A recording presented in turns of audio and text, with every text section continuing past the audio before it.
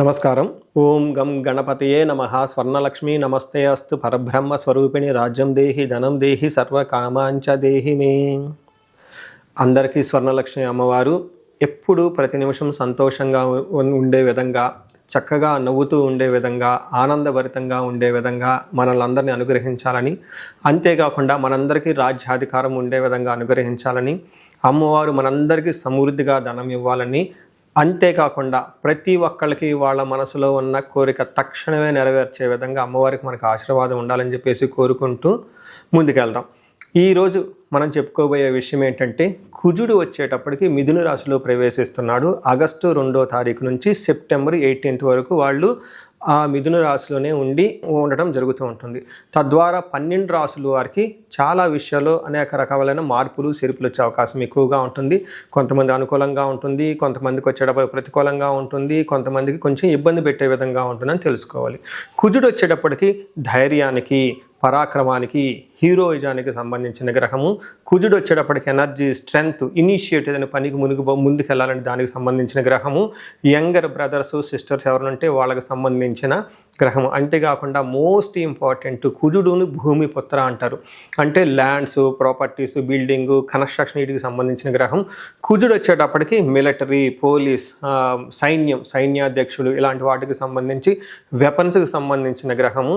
అలాగే కాకుండా కుజుడు వచ్చేటప్పటికి ఫైర్, హీట్, ఇంజనీరింగ్, టెక్నాలజీ, ఫోర్స్ని అప్లై చేసే ఇట్లాంటి పనులన్నిటి కూడా కుజుడికి సంబంధించిన గ్రహం. ఇలాంటి కుజుడు మిథున రాశిలో 45 రోజులు సుమారు ఉండటం వల్ల మిగతా 12 రాశుల వరకు ఎలా ఉందో మనం చూద్దాం. ధనుసు రాశి చూసుకుంటే ఈ రాశి వాళ్ళకి కొంచెం ఇబ్బందిగా ఉంది సహజంగానే. ఎందుకంటే అష్టమ శని ఉండటం వల్ల, అష్టమ గురువు ఉండటం వల్ల జాగ్రత్తగా ఉండవలసిన రాశి ఈ రాశి. అయితే ఈ రాశిలో 7వ స్థానంలో కుజుడు ఉండటం వల్ల, కుజుడు సంచారం చేయటం వల్ల కొంచెం ఇబ్బందులు పడే పరిస్థితి ఉంటుందని గమనించాలి. దాంట్లో భాగంగా వివాహానికి సంబంధించిన వ్యవహారాల్లో ఒడిదుడుకులు ఉండే అవకాశం ఎక్కువగా ఉంటుంది. తర్వాత భార్యాభర్తల మధ్య మిస్అండర్స్టాండింగ్లు రావటం, తర్వాత బిజినెస్ పార్ట్నర్షిప్స్ ఎవరైనా కనుక ఉంటే, వ్యాపారం చేసేవాళ్ళు అంటే పార్ట్నర్స్ మధ్య అనవసరమైన గొడవలు వచ్చే అవకాశం ఉంటుంది. పబ్లిక్గా డీలింగ్ చేసేటప్పుడు, పబ్లిక్గా మాట్లాడేటప్పుడు, రాజకీయ నాయకులు పబ్లిక్ ప్లేస్లో ఉండేటప్పుడు వీళ్ళకి మిశ్రమ స్పందన ఆడియన్స్ నుంచి వచ్చే అవకాశం ఎక్కువగా ఉంటుంది. కోపంగా మాట్లాడి అనవసరమైన వాటికి రెస్పాండ్ అయ్యి ఇబ్బందులు పడే అవకాశం ఉంటుంది. అంతేకాకుండా కాంట్రాక్ట్ ఉద్యోగులు ఎవరికైతే ఉంటో ఈ కాంట్రాక్ట్ సైన్ అయ్యే విషయంలోనూ, లేదంటే కాంట్రాక్ట్స్ అప్ అండ్ డౌన్ ఏదైనా చేసుకునే విషయంలో కొంచెం ఇబ్బందులు పడతారని గమనించాలి. అయితే మనకి ధనుసు రాశి వారికి సంస్కృతంలో మన మహర్షులు శ్లోక రూపంలో చెప్పడం జరిగింది. అది అన్న వస్త్రాది రాహిత్యం సదాక్లేశ జీవనం స్వబంధుభి కువార్త పుత్రభాతృణం క్రోధ సప్తమిగే కుజ అంటారు. అంటే 7వ స్థానంలో ఎప్పుడైతే కుజుడు ఉంటారో అన్న వస్త్రాది రాహిత్యం అంటే సరైన టయానికి భోజనం చేయకుండా ఉండటం, కొన్ని విషయాల్లో ఎక్కడికన్నా షాపింగ్ కానీ ఎక్కడికైనా వెళ్ళాలి అనుకుంటే అది వెళ్ళకుండా పోస్ట్పోన్ అయ్యే అవకాశం ఎక్కువగా ఉంటుంది. సదా క్లేశం, ఎప్పుడు ఏదో ఒక మనసులో బాధపడుతూ ఉంటారు. స్వబంధుభి, బంధువుల ద్వారా మాత్రమే వీళ్ళకి కొంచెం అవమానాలు ఇచ్చే అవకాశం ఉంటుంది. వాళ్ళ ద్వారా భయం గొలిపే సంఘటనలు ఉంటాయని గమనించుకోవాలి. దీనితో పాటుగా కువార్త, చెడు వార్తలు వినే అవకాశం ఎక్కువగా ఉంటుంది. పుత్రభాతృణం క్రోధ సప్తమిగే కుజ అంటారు. అంటే పుత్రుల ద్వారా, సంతానం ద్వారా, లేదంటే అన్నదమ్ముల మధ్య గొడవలు వచ్చి, మనస్పర్ధలు వచ్చి, విభేదాలు వచ్చాయని గమనించుకోవాలి.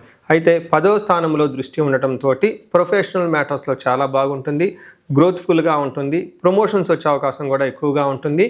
ఇంకొక విషయం గమనించుకోవాల్సిందంటే ఫైనాన్స్ విషయంలో, అంటే దాచుకున్న సంపదలు ఏమైనా ఉంటే, కూడబెట్టుకున్న సంపదలు ఏమైనా ఉంటే అవి కోల్పోయే అవకాశం ఎక్కువగా ఉంటుంది. టోటల్గా చూసుకుంటే ఈ యొక్క కుజ సంచారం ధనుసు రాశి వారికి కొంచెం జాగ్రత్తగా ఉండవలసిన టైం అని చెప్పేసి గమనించుకోవాలి. మనం ఈ రాశి వారికి పరిహారాలు చూసుకుంటే ఇందులో పరిహారాలు 2-3 రకాలుగా చెప్తానండి. ఒకటి సెల్ఫ్ రెమెడీస్, మీరు చెప్పుకునే పరిహారాలు చెప్తాను. రెండో పరిహారం మీరు గమనించుకుంటే ఈ యొక్క శ్రావణ మాసాన్ని దృష్టిలో పెట్టుకొని ఈ శ్రావణ మాసాన్ని ఎలా సద్వినియోగం చేసుకోవాలో దాని గురించి పరిహారాలు చెప్తాను. తర్వాత విశేష పరిహారాలు ఉన్నట్టు మీ యొక్క ఇండివిడ్యువల్ జాతకానికి సంబంధించిన పరిహారాలు, ఇలా 3 లెవెల్లో పరిహారాలు చెప్తాను. ఫస్ట్ ఏంటంటే మనకు శ్రావణ మాసం వస్తుంది కాబట్టి ఈ శ్రావణ మాసాన్ని మనం సద్వినియోగం చేసుకునే విధంగా స్వర్ణలక్ష్మి విశేష హోమం అనేది ఒక హోమం జరుగుతూ ఉంటుంది. ఎవరైనా గనక అది నా సమక్షంలో జరుగుతూ ఉంటుంది. ఎవరికైతే 16 మంది లక్ష్మీలు కావాలి, సిద్ధలక్ష్మి, మోష్టలక్ష్మి, ఇష్టలక్ష్మి, గజలక్ష్మి, ఇలా అనేక మంది లక్ష్మీల యొక్క కటాక్షం మీకు కావాలనుకుంటే స్వర్ణలక్ష్మి విశేష హోమం జరుగుతూ ఉంటుంది. ఇక్కడ స్వర్ణలక్ష్మి అమ్మవారి దేనికి ప్రతీక అంటే మీ యొక్క సంపదలకి విలువ పెరగటానికి స్వర్ణలక్ష్మి అంటారు. అంటే ఆల్రెడీ మనకు ఇల్లు ఉండొచ్చు, సంపాదన ఉండొచ్చు, పిల్లలు ఉండొచ్చు, అందరూ ఉండొచ్చు. అయితే వాటికి విలువ ఇంకా పెరగటానికి కావాల్సిన ఒక శక్తి అమ్మవారిని స్వర్ణలక్ష్మి అంటారు. ఈ యొక్క స్వర్ణలక్ష్మి విశేష పూజ చేయడం జరుగుతుంటుంది. అమ్మవారికి ఎంతో ఇష్టమైన తామర పూలతో ఈ యొక్క హోమం చేయటం జరుగుతుంటుంది. అమ్మవారికి ఇష్టమైన అనేక పుణ్య ద్రవ్యాలు మొత్తం ఈ పూజా సామగ్రి వాడటం జరుగుతుంటుంది. ఇది అయిపోయిన తర్వాత ప్రతి ఒక్కరికి 3 వెండి కాయిన్స్ ఇవ్వడం జరుగుతుంటుంది. ఒకటి బీరువాలో పెట్టుకోవడానికి, ఒకటి మీ పర్సులో పెట్టుకోవడానికి, ఒకటి పారే నీళ్ళల్లో డ్రాప్ చేయడానికి. ఇలా ఒక కుబేర మూటని కూడా ఇవ్వటం కూడా జరుగుతూ ఉంటుంది. ఇది గ్రూప్గా సామూహికంగా చేయడం జరుగుతూ ఉంటుంది. దీన్ని అందరూ సద్వినియోగం చేసుకోవాలని చెప్పేసి నేను కోరుకుంటున్నాను. నెక్స్ట్ రెమెడీస్, ఈ కుజుడికి సంబంధించిన ఇంట్లో చేసుకునే రెమెడీస్ ఏంటంటే, ఫస్ట్ కందులు 1 kg దానం ఇవ్వగలిగితే చాలా బాగుంటుంది. సుబ్రహ్మణ్యేశ్వర స్వామి భుజంగ స్తోత్రం చదివితే ఇంకా చాలా బాగుంటుంది. ఎవరైనా కనుక ఇంకా ఆంజనేయ స్వామి గుడికి వెళ్ళి మంగళవారం కనుక ఆకు పూజతో కనుక పూజ చేయించగలిగితే ఇంకా బాగుంటుంది. ఇవి సెల్ఫ్ రెమెడీస్ అని చెప్పుకోవచ్చు. విశేష రెమెడీస్ అన్ని కొన్ని ఉంటాయి. ఇవేంటంటే మీ యొక్క ఇండివిడ్యువల్గా జాతకంలో ఏదైనా గనక దోషాలున్నా, గ్రహశాంతులున్నా అవి ఒకసారి జాతక చక్రం చూపించుకుంటే బాగుంటుంది. ముఖ్యంగా ఎవరి వయసు అయితే 40 సంవత్సరాలు +/- 5 years అంటే 35 to 45, 50 ఈ రేంజ్లో ఉండి సక్సెస్ఫుల్గా 10 years ట్రాక్ రికార్డ్, ఎడ్యుకేషన్ ఉండి, ప్రొఫెషనల్ ట్రాక్ రికార్డ్ ఉండి, అంతా బాగుండి ఎక్కడో కనుక లైఫ్లో మీకు ఆగిపోయారన్న ఒక ఫీలింగ్ వచ్చేసి ఉంటే దానికి కారణం మీకున్న శాపాలు యాక్టివేట్ అయ్యి ఉంటాయని గమనించుకోండి.